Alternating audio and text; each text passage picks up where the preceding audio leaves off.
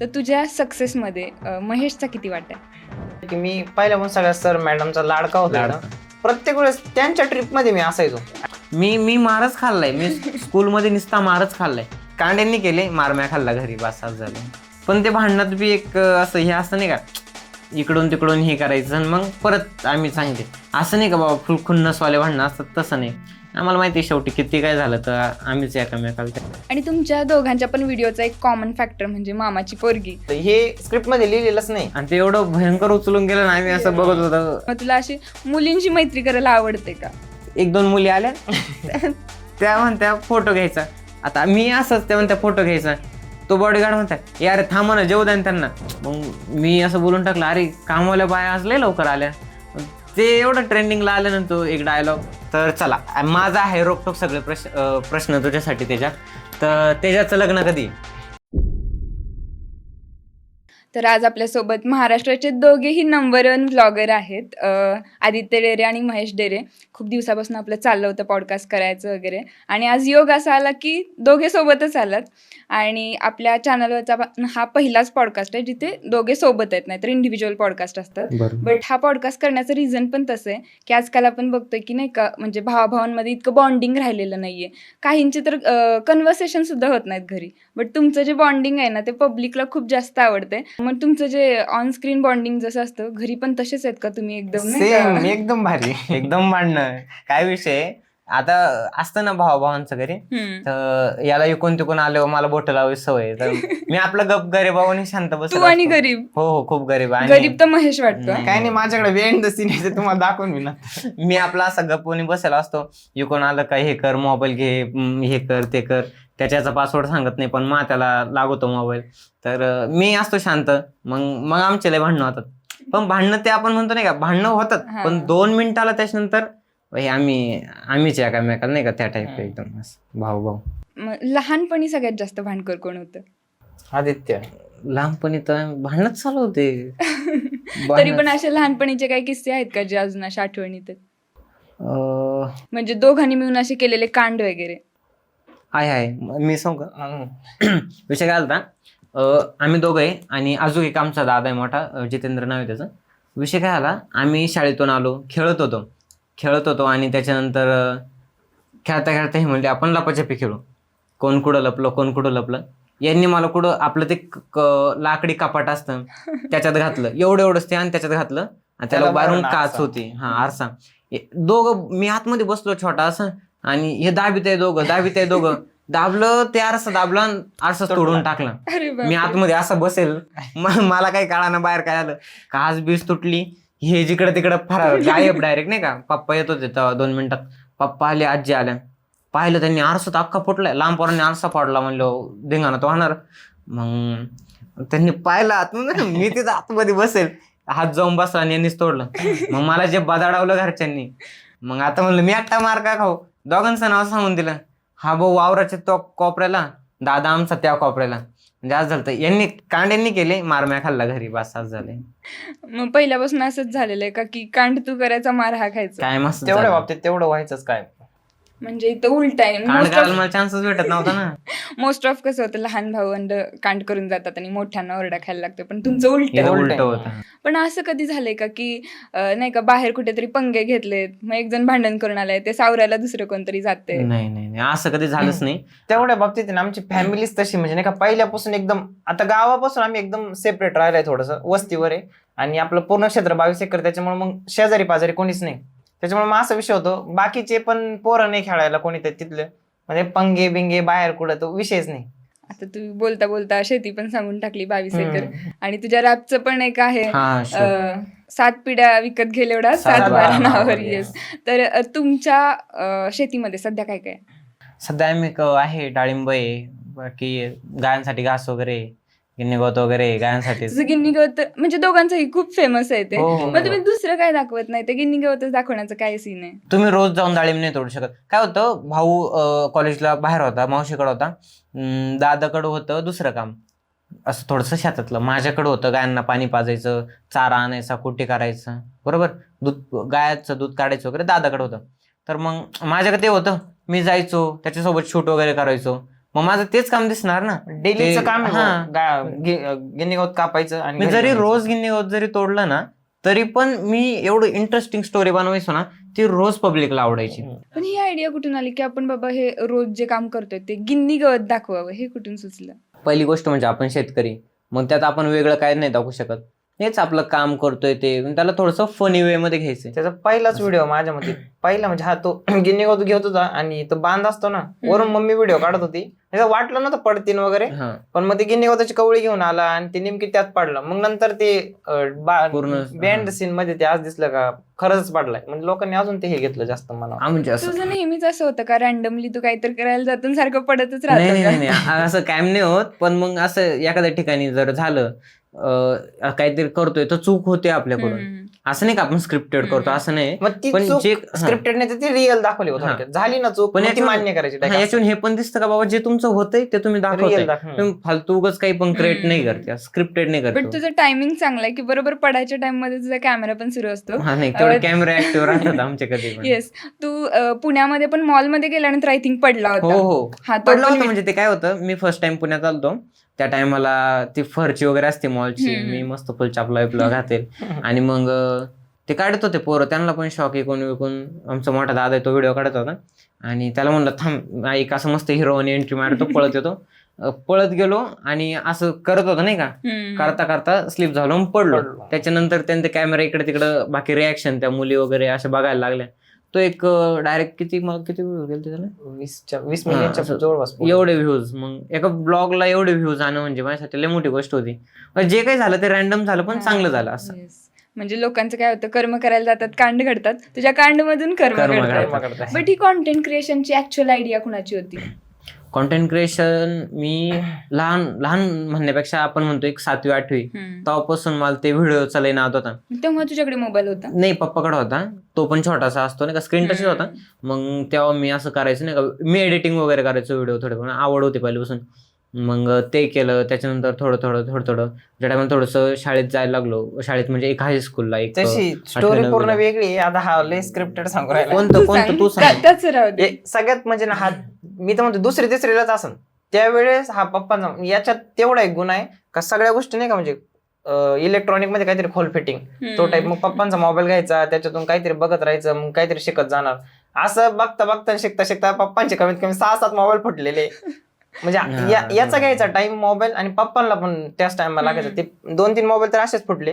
त्याच्यानंतर मग यांनी ते शिकत गेला. मग आम्ही ते टिकटॉक होतं ना त्यावेळेस यांनी व्हिडिओ बनवायला चालू केले. मग बिहाइंड द कॅमेरा मीच राहायचो. पप्पा ते सगळेच व्हिडिओ घरात पहिल्यापासून तो हे होतच म्हणजे नाही का. मग तू ह्याच्यामध्ये बऱ्याच भाषणांमध्ये पण बोलतो की मी जो काही आहे ते सगळं माझ्या मोठ्या भावामुळे आहे. तर तुझ्या सक्सेसमध्ये महेशचा किती वाटा आहे? 100% वाटा आहे त्यात. कारण की मी जे याचा पण आहे, अजूक पण आहे, माझे भाऊ त्यांचा सगळा फुल सपोर्ट असतो नाही. कारण की त्यांनी मला जर एवढं सपोर्ट म्हणजे कसा, जे माझ्या घरच्यांचं ठीक आहे हा करतोय, पण आपण नाही का म्हणते प्रॉपर एक मी नाही देऊ शकत घरच्यांना एक कॉन्फिडन्स पणाने हा बाबा असा शब्द नाही देऊ शकत. मी दिला बी तर ते म्हणते नाही काहीतरी. मग त्यांनी ते बोलले नाही करून दाखवेन आणि मी करून दाखवलं. त्याच्यानंतर त्यांना हे आलं ते झालं. त्याच्यानंतर मोबाईल यांनी घेऊन दिला मला, माझा छोटासा मोबाईल होता. म्हणजे हा कमवत होता का? हो. मी कॉलेजला होतो त्यावेळेस आम्ही पार्ट टाइम असे काहीतरी काम करायचो. आणि तिथे एक वेदांत ताकटे म्हणजे आमच्या तिथलाच येतो मित्र आहे चांगला. मग त्यांनी कन्सेप्ट दिली की आपण असं काहीतरी करू शकतो. मग त्याच्यानंतर मग आता याचा विषय कसा होता, याच्याकडे कला होती पण एक पाठीमागे एक माणूस असतो, काहीतरी सपोर्ट असतो, पडद्यामागचे कलाकार आपण जसं म्हणतो तसं आम्ही वर्क केलं. आणि त्याच्यानंतर भरपूर म्हणजे नाही का भेटत गेलं, ते व्हायरल होतं. आणि नशीब एवढं भारी, युट्यूबचं लगेच झालं, इन्स्टाचं झालं, मॅनेजर सगळं भारी होत चाललं. त्याच्यामुळे मग सगळ्यांचा सपोर्ट चांगला भेटत गेला. त्यावेळेला तुम्हाला आयडिया होती की हे एवढं मोठं होऊ शकतं? नाही, मला कॉन्फिडन्स होता. कारण की मला माझ्या कामावर कॉन्फिडन्स होता, पण अल्गोरिदमवर भरोसा नव्हता. कारण की काही जण किती वर्ष मेहनत करतात, काहींचं काही होत नाही. पण मग एक होतं नाही का, यार मी काहीतरी युनिक करतोय तर हे पब्लिकला आवडल, ह्या हिशोबाने चाललं होतं. म्हणजे होऊन गेलं त्याच्यात. ऍक्च्युअल व्लॉगिंग कडे कधी वळला? मी पहिल्यापासून व्लॉगिंगच करत आलोय. 8वी पासून? नाही, तेव्हा तर ते टिकटॉकचा एक काळ होता. तर आम्ही ते लिपसिंग व्हिडिओ करायचो, ट्रान्झॅक्शन व्हिडिओ एडिट करायला पण एक कला लागते नाही का.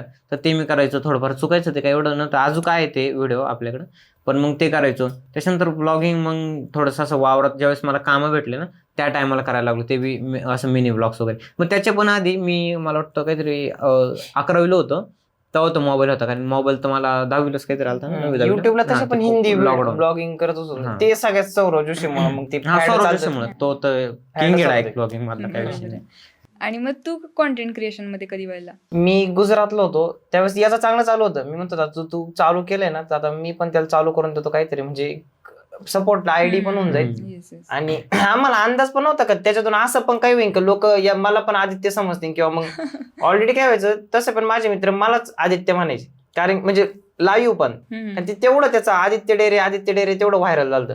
मग म्हटलं यार आपलं काहीतरी ना चालू करावं ना आता. खरं त्याचं कारण तर तेच आहे का मला माझ्या नावाने ओळखते, महेश डेरे असंच म्हणते.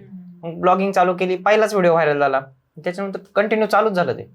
मग आम्ही अशी स्ट्रॅटेजी वापरली की याच्या कधी कधी ब्लॉगला माझा व्हायचा राहायचा, याचे मी तर म्हणतो 10-15 व्हिडिओला माझाच हा, व्हायचं. आणि ते काही ज्यांच्या लक्षात द्यायचं ना ते कमेंट करायचे, मग ती एंगेजमेंट वाढत गेली. क्रॉस आम्ही एकामेकाला दाखवायचो, माझ्या ब्लॉग मध्ये पूर्ण हा दिसणार, याच्या ब्लॉग मध्ये मी दिसणार. आता माझे व्हॉइस एकमेकांची. आता माझे 100 के जरी आज जर फॉलोअर्स असेल तरी मला भरपूर लोक ओळखतात, कारण की याच्या व्हिडिओ मध्ये मी जास्त दिसतो, कारण माझी फेस व्हॅल्यू याच्या व्हिडिओ मधून अजून वाढली असं. मग फॅमिलीचा सपोर्ट पहिल्यापासून होता? म्हणजे ज्यावेळेला एकटा होता त्यावेळेला एक ठीक आहे, बट ज्यावेळेला दोघे पण उतरतात त्यावेळेला एक असतं ना की फॅमिलीला वाटतं हा एका फील्ड मध्ये जावा, दुसरा मुलगा दुसऱ्या माझे फील्डमध्ये. चांगले फॉलोअर्स झालते नाही का, हम्म. मजबूत. म्हणजे किती झालते रे आपले तेव्हा तू आलता? याचा विषय कसा होता माहितीये का, याची एकदम फास्ट 30 हजार वाढायचे दिवसाला. हम्म. त्यावेळेस 5-6 लाखापर्यंत गेले फॉलोअर्स. पण मग नंतर कसं झालं, मी पण आलो त्याच्यात. घरच्यांना असं वाटायचं का यांनी प्रॉपर त्याच याच्यामध्ये राहायचं, कारण एवढा खर्च चालू आहे फिल्म अँड मीडियाला, आणि तू प्रॉपर शेतीच कर, कारण एवढी शेती घरी मग ते कोणी करायचं. पण माझं काय झालं, ग्रोथ भेटली, त्याच्यानंतर प्रमोशन भेटायला लागले. मग घरचे म्हणले आता चालू आहे, दोघं पण चालले तर मग करा असं. म्हणजे याचं तर तसं बिझनेस साठी एक यानं जर काही बिझनेस केला याचं ते ऍग्रीचं होईल तर तो त्याच्या बिझनेसला लीड्स म्हणून ते Social media चा वापर होऊ शकतो. वापर करेल, याचं ते धोरण होतं. माझं एक फन होतं नाही का, हा ठीक आहे आपल्याला मेन म्हणजे मेमरीज क्रिएट करायचे आहे. आज पण मला जर आता आपण नाही का आपण असं म्हणतो की अरे यार लहानपण मी असं होतो, तर ते बघायला आवडतं मला. माझं बाकी मोटिव्ह काहीच नाही, तेच मला माझं लहानपण बघायला आवडतं असं. ऍक्च्युअल तू व्हायरल कधी झाला होता? व्हायरल आपण म्हणतो की माझं सगळ्यात पहिल्यांदा कोणी फॅन भेटलं होतं ना, असं विषय आलता. शेजारच्यांनी कार्यक्रमाला बोलवलं होतं, व्हिडिओ टाकला होता. त्यावेळेस मित्रांनी सांगितलं की हे तुला ओळखताय. मी म्हणलो अरे काय मजा घेऊन राहिलाय. तिथं गेलो, ते म्हणले अरे त्यांचं कसं माहेर होतं तिथं, ते म्हणले आम्ही ना व्हिडिओ बघितला होतो, काही व्ह्यू जात नव्हते, एक 10-15 हजार.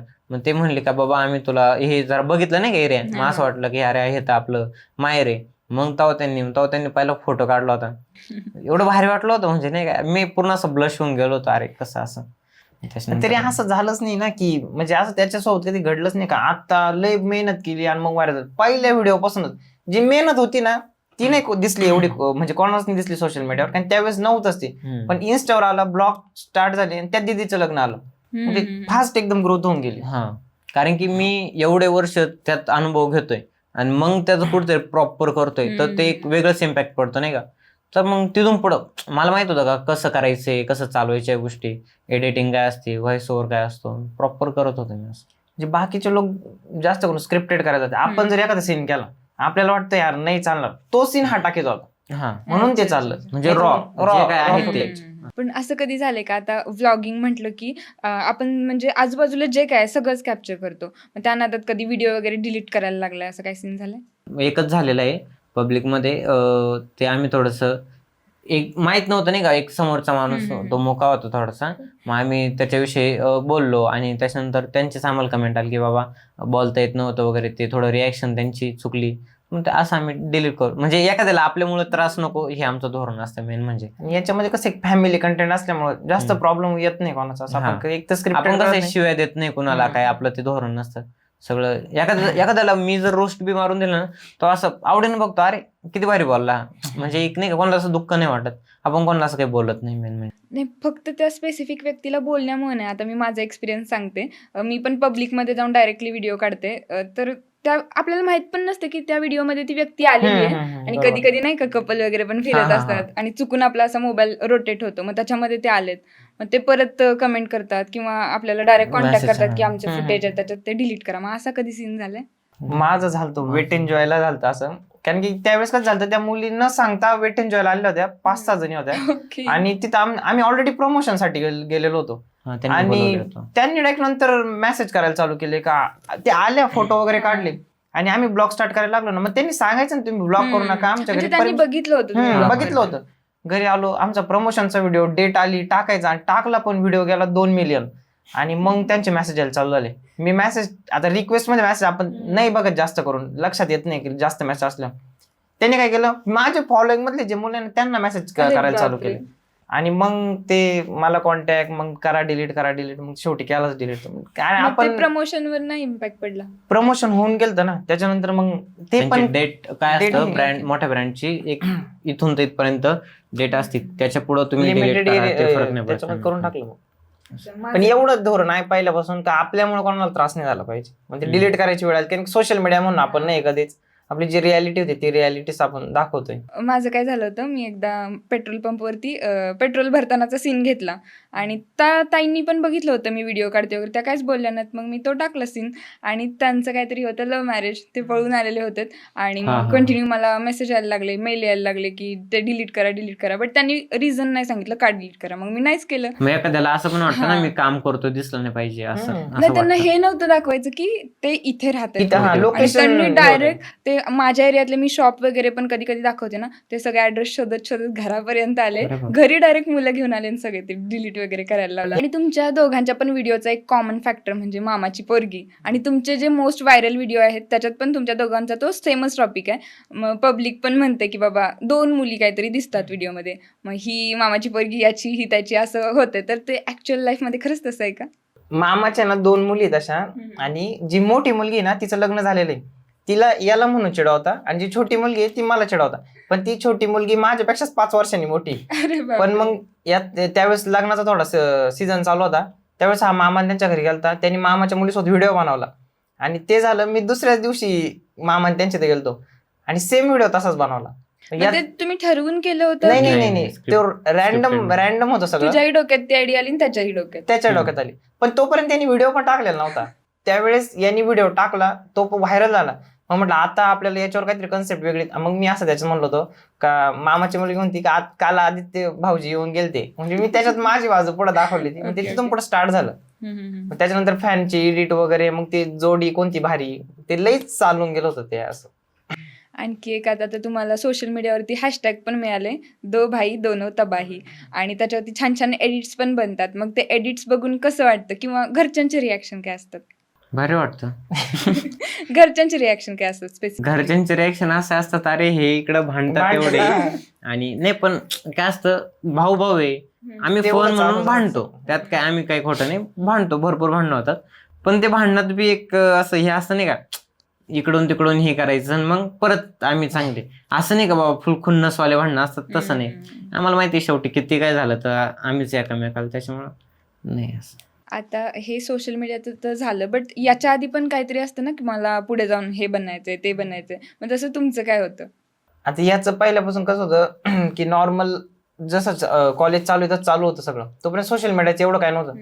ऍडमिशन घ्यायचंय, कम्प्युटर सगळे म्हणायचे कम्प्युटर इंजिनिअरिंगला घेत, पण मग सोशल मीडियाकडे जास्त हे असल्यामुळं आम्ही त्याला फिल्म मेकिंगला टाकलं. आणि माझं आता त्याचं फिक्स झालं का हा जर बाहेर गेलाय तर याला बाहेरच ठेवायचं आणि याला ऍग्रिकल्चर करून घरची शेती बघा. हा थोडक्यात आता आमचा दादा वगैरे, म्हणजे आम्ही सगळे घरीच बघतो शेती वगैरे, पण मग ते सोशल मीडिया पुढे गेल्यामुळं मग आता कसं लेबर वगैरे लावून आम्ही शेती करून घेतो आणि थोडं सोशल मीडियाकडे आता ट्रेंडिंगचा विषय, त्याच्यामुळे मग इकडेच लक्ष देतोय सगळे असं. आता तुमच्या सिरीज पण एकदम ट्रेंडला आहेत, तर ती सिरीजची आयडिया कुणाला आली होती? सिरीजची आयडिया म्हणजे अशी होती की एक कॉन्सेप्ट असते नाही का बाबा, की आपण शहरात जातो, तर मग शहरातल्या काही गोष्टी चालतात का बाबा, आपण नवीन आहे, मग शहरात आलो, काही गोष्टी युनिक, जसं मॉल एक युनिक गोष्ट आहे, इकडची मेट्रो युनिक गोष्ट आहे, तर मग असं एसी बस ती पण माझ्यासाठी त्याला युनिक होती. मग तसं आम्ही ठरवलं की बाबा जर शहरातल्या मुली जर गावाकडे आल्या तर त्यांचं काय हे असेल, कसं काय असेल. मग आधी तर माझ्या डोक्यात असं होतं की माझी जी मैत्रीण आहे, आमचं ठरलं होतं की बाबा ती घरी येईल, असं नाही का, घरच्यांना भेटेल आणि ती रिॲक्शन आपण घेऊ, कसं वाटतंय घरच्यांना नाही का अचानक, आणि तू घरी काम कर बाबा, तुला जमतं का. असं करता करता आपण म्हणलं यार एक सिरीज पण आपण करू शकतोय. भाऊ म्हटला हा, मग त्यांना बोलून घेतलं, मग आम्ही सिरीज वगैरे केली त्या टाईप असं. आणि मग तुझी त्याच्यामध्ये होतं कॉन्ट्रीब्युशन की कसं होतं? आमचं कसं होतं त्या दोन्ही म्हणजे सगळे आता काय म्हणते टीमवर्कच आणि टीमवर्क. आता सगळे सेलिब्रिटी म्हणूनच आता त्यात वर्क केलं. म्हणजे कसं आता आदित्यचे वेगळे फॅन, माझे आता समजा जे आहे ते थोडेफार, भूमीचे, पायलचे, सगळ्यांचे वेगवेगळे. पण मग कसं होतं ऑलरेडी ते तशा पण सिटी मधल्याचे, त्यांना गावाकडचं नॉलेज आहे, पण मग एवढं पण नाही का ही गोष्ट याच्यासाठीच काम केली जाते. मग त्या आल्या नॉर्मली जे जे घडलं तेच आम्ही त्याच्या स्क्रिप्ट मध्ये लिहिलं आणि तेच, आणि लोकांना आवडून पण गेलं ते भारी.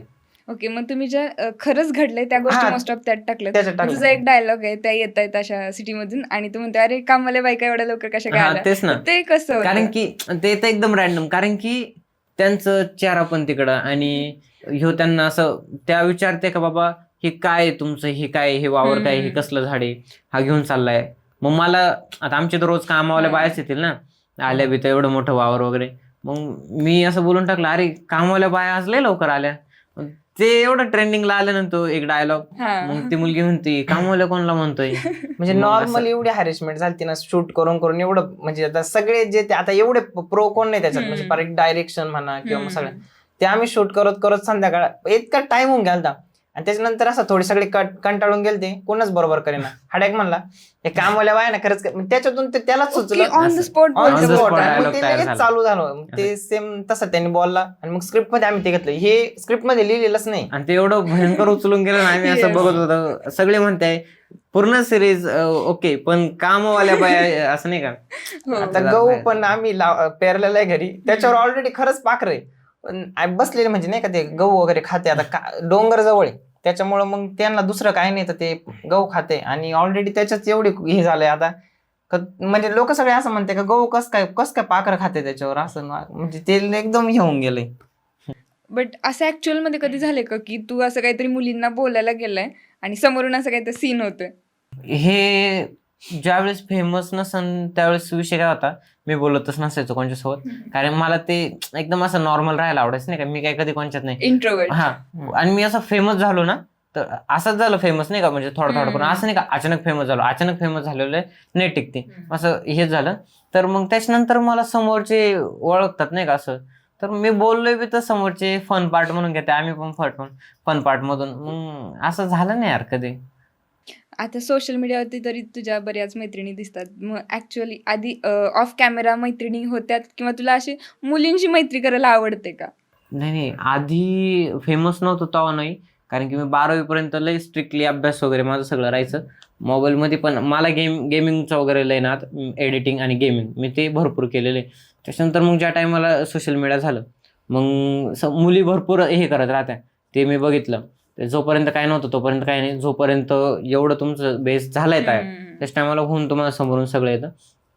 पण काय नाही, जेवढ्या मैत्रिणी तेवढं ठीक आहे मैत्रिणी, तुम्ही पुढं मला पण काय एवढं हे इंटरेस्ट नाही, ठीक आहे. आणि टाइमच भेटला नाही कधी. टाइमच नाही. आणि बरोबर, त्याच्यासोबत खूप लहान वयातच ते ग्रोथ होत गेली की दुसऱ्याला लक्ष बरोबर. नसेल. आणि त्याच्यानंतर तर आहे मैत्रिणी भरपूर आहे, पण आमचं पण मग जर कधी कॉल वगैरे झाला तर एक असं राहतं नाही का, शूटचं काहीतरी बघू, काहीतरी असं प्लॅनिंग करू, कशा पद्धतीने काय करते. आता तू कॉलेज पण करतो, मग कॉलेजमध्ये गेल्यानंतर काय रिॲक्शन असतात? मी माझं कसं आहे, मी जेन्युइन सांगतो, एखाद्याला वाटलं बी मी मास्क वगैरे लावतो. कारण त्याचं असं आहे की मला कधी कधी नाही वाटत का बाबा असं मी ओपन फिरल्याच्या नंतर माझ्यामुळे एखाद्याला कोणाला त्रास व्हावा, किंवा काहींना वाटत असं, काहींचं असं होतं नाही का, मी मास्क वगैरे लावून असं लांबून चाललोय आणि 2-3 पोरं जर बसेल असेल तर ते नंतर मी जर गेलो आणि मी नाही बोललो, समजा मी तिकडे चाललो, यांनी मला बोलवलं पण नाही, मग त्यांना काय वाटतं, अरे ते दुसऱ्याला जाऊन काय सांगतील, समजा का तो माझ्यासोबत बोलला पण नाही, अरे कसं काय बोलता येईल, मी आपलं तिकडून गप चाललोय, तुम्ही इकडे बसले, तुम्ही मला बोल, मी तर होऊन नाही बोलू शकत, त्यांना काही काम नसतं. मग असं त्याच्यामुळे थोडं एवढं आहे की समजा ओळखलंय ना तुम्ही तर येऊन बोलाच नाही का, आपल्याला माहिती ना खरंच ओळखलं नाही. आता तेवढा आपला माइंडसेट झालाय की कोणता माणूस ओळखतो नाही हे लगेच समजतं. माझं असं माझं कुणी बघितलंय बी ना तरी मला लगेच कळून जातं. माझं साधं कोणी नाव जरी घेतलं ना तरी मला लगेच कळून जातं माझंच घेतलंय. त्याच्यामुळे कोणी काही बोललं ना मला कळून जातं लगेच. तेवढंच आहे, तेवढी तर प्रॅक्टिस झालेली. हा, आणि कसं असतं ज्यावेळेला आपण म्हणजे फेमस नव्हतो आणि त्यावेळेला साईडने चाललो तरी शेजारच्यांना फरक पडत नव्हता की हा बोलला नाही बोलला. पण आता काहीतरी फेम आलाय आणि आता नाही बोललं की आता ऍटिट्यूडचं नाव देतात. ऍटिट्यूड लावून द्यायचं असं नाही रे. आणि काय असतं माहितीये का, एक तुमची पर्सनल लाईफ असते. समजा तुमचा जर पेपर आहे, तुम्हाला पेपर लिहायला जायचंय आणि इकडे तुम्हाला कोणतरी थांबवतंय, ठीक आहे 2 मिनिटं तुम्ही बोलू शकता, पण त्याच्यापेक्षा जास्त जर व्हायला लागलं तर ते तुमचं एक बरोबर. मेन काम आहे ना ते पण, तर असं अडचण नको आता यायला तुमच्यासोबत आज फालतू. कसं झालंय का, आता आमच्यासोबत कसं होतं, आम्ही मुलं आहे त्याच्यामुळं मुलगी जरी असली मुलगा असेल तर कॉन्फिडंट होऊन ते आमच्याकडे येत्या, फोटो पण काढत्या. आता तू मुलगी तू ब्लॉग वगैरे करते, पण तुझं आज कसं झालंय का का त्यांनी बघितलं तुला समजलं यांनी मला हा, ओळखलंय, हा, हा. नंतर तुला मेसेज येणार हो. काय त्याच्यात मी तुला बघितलं होतं, असं काय होतं का? फक्त मेसेज नाही, कधी कधी तर मी काहीतरी खात असते त्यांनी व्हिडिओ किंवा फोटो काढलेला असतो आणि ते टाकतात, हे बघ तू इथं होती. इतकी पर्सनल लाईफ कॉम्प्लिकेटेड झाली ना, कधी कधी आपण असंच असतं आणि तो व्हिडिओ त्यांनी कॅप्चर केलेला असतो. आणि तुमचे तर मला वाटतं की ते तसेच व्हायरल पण करतायत. ते भरपूर आहे, म्हणजे आपण त्याला काहीतरी म्हणतो नाही का, असं बिहाइंड द सीन म्हणू शकतो आपण त्याला. असं कुठंतरी फिरतोय, काय करतोय, फुल तेच व्हिडिओ नंतर स्क्रोल करता करता डायरेक्ट फीड Feed वर अरे इथं का होतं मी, असं वाटतं नाही का. आता फॅन फॉलोविंग तर भरपूर झाली आहे, दोघांचीही झाली आहे. पण असं नाही का, कधी कधी फॅन पण क्रेझीनेस काहीतरी करतात, तर अशा क्रेझी फॅन मुवमेंट्स आहेत का? आहे ना, क्रेझी फॅन्स आहे. रिसेंटलीच आम्ही एका कार्यक्रमात गेलो होतो, मित्राची हळद होती, आम्ही तिथं गेलो, फुल मित्रच होतो, काय एवढं नाही, प्रॉपर आम्ही गेलो नॉर्मली मित्र म्हणून गेलो. त्याच्यानंतर नॉर्मली आम्ही एक ठिकाणी जाऊन उभे राहिलो, तर काही नाही, कोणचं लक्ष नव्हतं, काही नाही, आम्ही गेलो थोडंसं थांबलो एक आणि ते जे मेन होते बुवा तिथं, जे सगळे अरेंजमेंटवाले म्हणत आहे ते आले, त्यांनी आम्हाला पटक्यात टेबल वगैरे अरेंज करून दिला. आम्ही निवांत असं बसलो, जेवण वगैरे केलं, जेवण वगैरे झालं. त्याच्यानंतर आम्ही असं पाठीमागं बघतोय तर असं भयंकर पाठीमागं गर्दी लागलेली.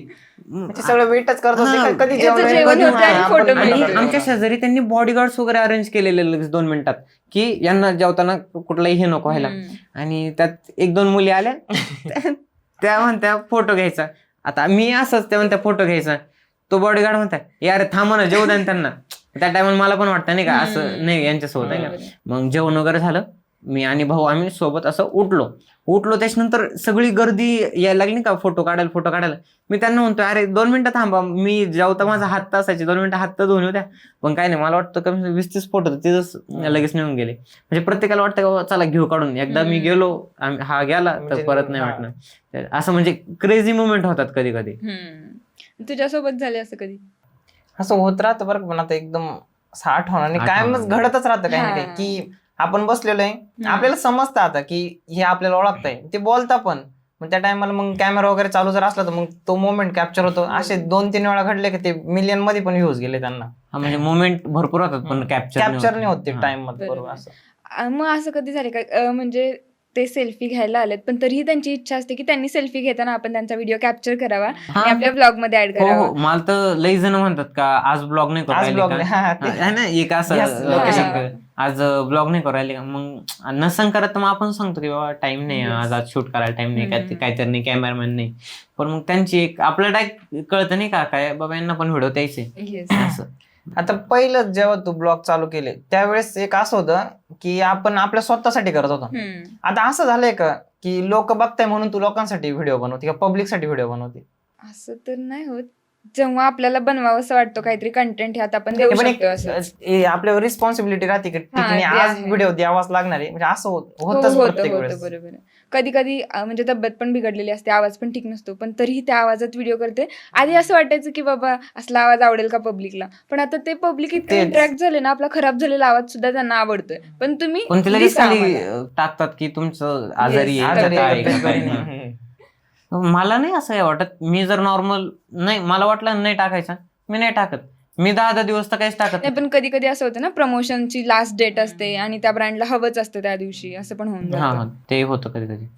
तुमच्यावरती असं कधी बर्डन आलंय का? की मी काय करतो, मला आधी येतं नाही का प्रॉपर कधी करायचं ब्रँडचा व्हिडिओ काय, तर मग प्रॉपर करून घेतो मी. आणि ब्रँडच्या यांना पण मी तेवढंच महत्व देतो जेवढं नॉर्मल याला देतो. कारण की ते पण एक तुमचं बरोबर. फायनान्शियल काम आहे आणि विकून पण तुम्हाला थोडंसं याचं होऊन जातं त्याच्यात, एवढं हे नाही. बाकी तुमची स्कूल लाईफ कशी होती दोघांची पण? मी तर 7वी पासून बाहेरच होतो संगमनेरला, ओके. आणि त्याच्यानंतर डिप्लोमाला, म्हणजे पहिल्यापासून मी 10वी सोडल्यानंतर डिप्लोमा वगैरे केला. त्यामुळे पहिल्यापासून सगळे माझ्यापेक्षा मोठे मुलंच होते, त्याच्यामुळं मित्र सगळे मोठेच, त्याच्यामुळं एकदम फ्रेंडशिप त्यांच्यासोबत जशी झाली. मग बाकी पुण्याला गेलो, त्याच्यानंतर मग जॉबला लागलो, तिथं सगळे मोठेच, त्याच्यामुळे एक्सपिरियन्स चांगला होता तिथला. छोटे मुलं, आपल्या एजचे मुलं जर आपले मित्र असते ना, आपण भविष्यातला एवढा जास्त विचार नाही बरोबर करत. आहे. आणि तुला तर ह्याचा सगळा गायडन्स मिळाला असेल मोठा भाऊ सोबत हो हो असल्यामुळे. हो, आणि त्याच्या मी कसं, आम्ही 1ली ते 4थी सोबत होतो एका स्कूलमध्ये. त्याच्यानंतर मला वाटतं 5वी ते 7वी, पाचवी, सहावी. 5वी 7वी, सहावी 7वी नंतर 5वी 6वी. तर हा पण होता माझ्यासोबत. आणि मग हायस्कूलला गेलो आम्ही. तर पहिली ते 4थी याचं अख्ख्या स्कूलमध्ये चालायचं, याचं होतं नाही का.